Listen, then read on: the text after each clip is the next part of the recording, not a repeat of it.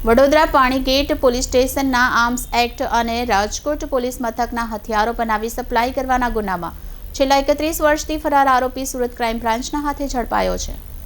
Vadodara Panigate police સ્ટેશનના arms act અને Rajkot police મથકના હથિયારો બનાવી સપ્લાય કરવાના ગુનામાં છેલ્લા 31 વર્ષથી ફરાર આરોપીને મહારાષ્ટ્રના સહાદા ખાતેથી સુરત ક્રાઇમ બ્રાન્ચે ઝડપી પાડી આગળની કાર્યવાહી હાથ ધરી છે। ઓપરેશન ફરાર અંતર્ગત સુરત ક્રાઇમ બ્રાન્ચને વધુ એક સફળતા મળી છે। રાજ્યમાં મોટાભાગના ગુનેગારોને પકડવામાં સુરત પોલીસને ખૂબ સફળતા મળી રહી છે। વર્ષ 2018માં હથિયારો બનાવી સપ્લાય કરવાના ગુનામાં ફરાર આરોપી મોહનસિંહ ઉર્ફે મોહન ભૈયા નરવાડસિંહ ડાવરની મહારાષ્ટ્રના સહાદા ખાતેથી ધરપકડ કરી છે। ક્રાઇમ બ્રાન્ચની ટીમને ICGS પોર્ટલ ઉપરથી માહિતી મળી હતી કે આર્મ્સના ગુનામાં સહાદા કોર્ટ મુદતે આરોપી મોહનસિંહ ઉર્ફે મોહન ભૈયો આવી રહ્યો છે।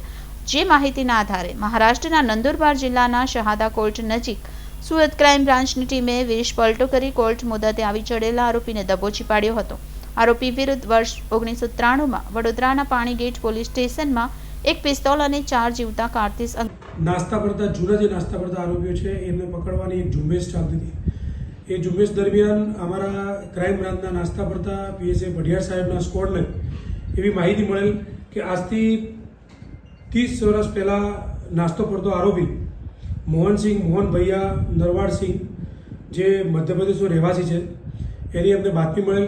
આ આરોપીના વિરુદ્ધમાં વડોદરા શહેર અને રાજકોટ શહેરમાં ગુનાઓ દાખલ થયેલ 1993માં અને 2018માં જે બંનેમાં આ આરોપીનું નામ ખુલેલ છે।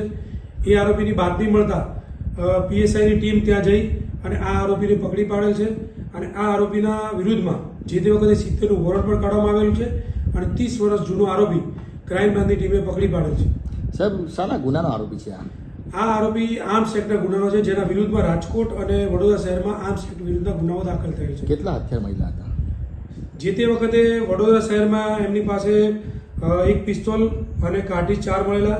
રાજકોટ શહેરમાં જ્યારે પકડેલા 4 પિસ્તોલ અને 50 કાર્ટીજ રંગે હાથ પકડેલા। બંને ગુનામાં આ આરોપીનું નામ ખુલવા પામેલ હતું। હથિયાર રાખવાનું કારણ શું હતું સાહેબ? હથિયારનો ધંધો જ કરે છે।